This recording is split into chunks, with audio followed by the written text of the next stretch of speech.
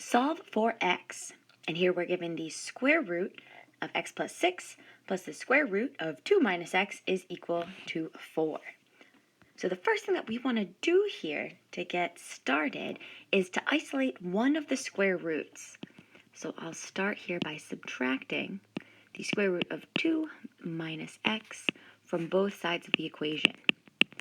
And we could have done the same thing with the other square root. It'll work the same exact way. And so now we are left with the square root of x plus 6 is equal to 4 minus the square root of 2 minus x. And now that we've isolated the square root on the left-hand side here, we're ready to square both sides of the equation. So on our left-hand side, the square and the square root cancel each other out, leaving us with x plus 6. And on the right-hand side here, we have 4 minus the square root of 2 minus x multiplied by 4 minus the square root of 2 minus x.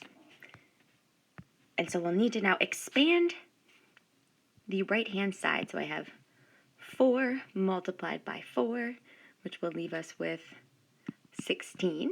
And then we have 4 minus the square root of 2 minus x. That's minus 4 times the square root of 2 minus x. We have minus the square root of 2 minus x times 4. So again, a minus 4 times the square root of 2 minus x. And then last but not least, we have minus times a minus. That produces a plus. And then we have the square root of 2 minus x times the square root of 2 minus x, or the square root of 2 minus x squared. And so we can see now looking at this that we have two like terms here in the middle, and that with this last term, the square root and the square will cancel each other out. So rewriting this, we have x plus 6 is equal to 16 minus 8 times the square root of 2 minus x plus 2 minus x. And so we now have only one square root left, which we'll want to isolate. So to do that, we notice we have two like terms here. The 16 and 2 can be combined. So I have x plus 6 is equal to 18 minus 8 times the square root of 2 minus x minus x. And now again, just like we did with the first step, we want to isolate that square root. So I'll start here by subtracting 18 from both sides, and we'll also go ahead and we'll add this x to both sides of the equation. So on the right-hand side, 18 minus 18 goes to 0, minus x plus x goes to 0, and we are left with 2x minus 12 is equal to negative 8 times the square root of 2 minus x. And notice on the left-hand side, we have a greatest common factor of 2. And we can see that this is 2 times x minus 12 can be written or rewritten as 2 times 6. So I'm going to factor a 2 out to the front. So I have 2 multiplied by x minus 6 is equal to negative 8 times the square root of 2 minus x. And so I'm just simplifying here. I'm simplifying this expression. I'm going to divide both sides by 2. So 2 divided by 2 becomes 1. And we know that 2 goes into negative 8 a minus 4 times.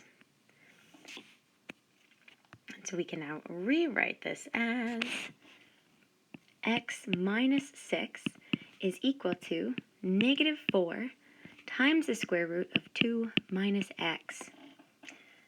So at this point, we're ready. We've isolated the square root, and instead of dividing both sides by negative 4 and creating a fraction, I'm going to immediately go right ahead and square both sides here. So we're squaring both the left-hand side and the right-hand side.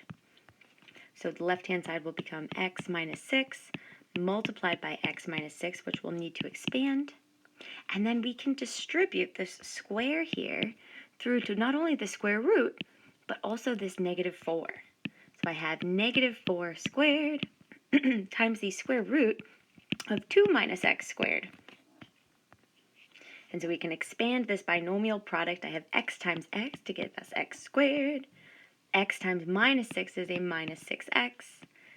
We have another minus 6x, and then negative 6 times negative 6 is plus 36. And so we have those two like terms. So I have x squared minus 12x plus 36. And on the right-hand side here, we have negative 4 squared becomes 16.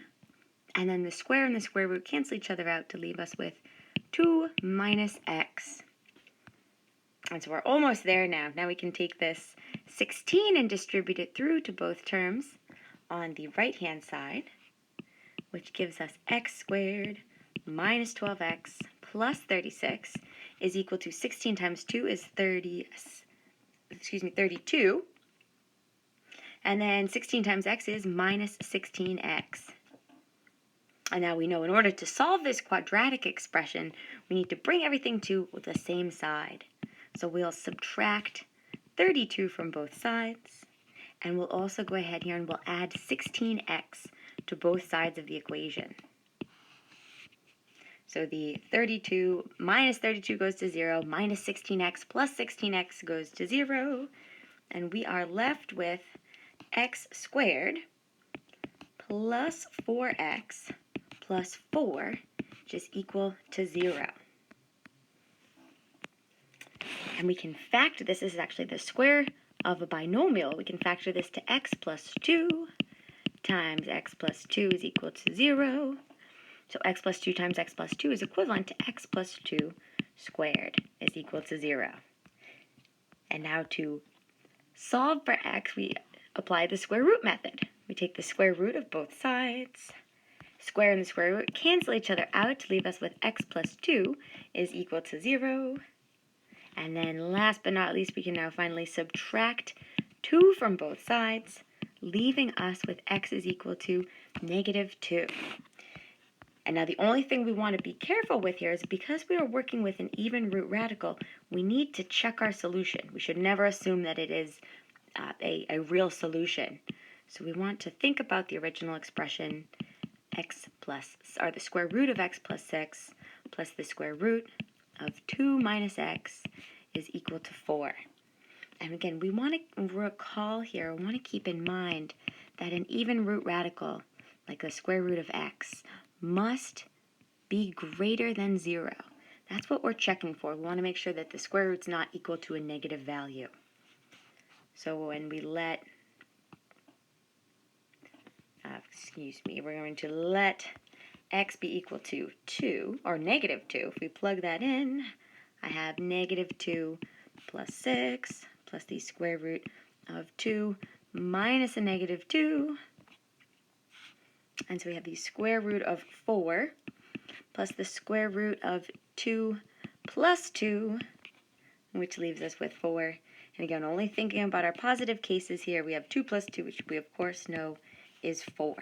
And so that's what we wanted to see. So we have officially confirmed that yes, negative 2 is our solution.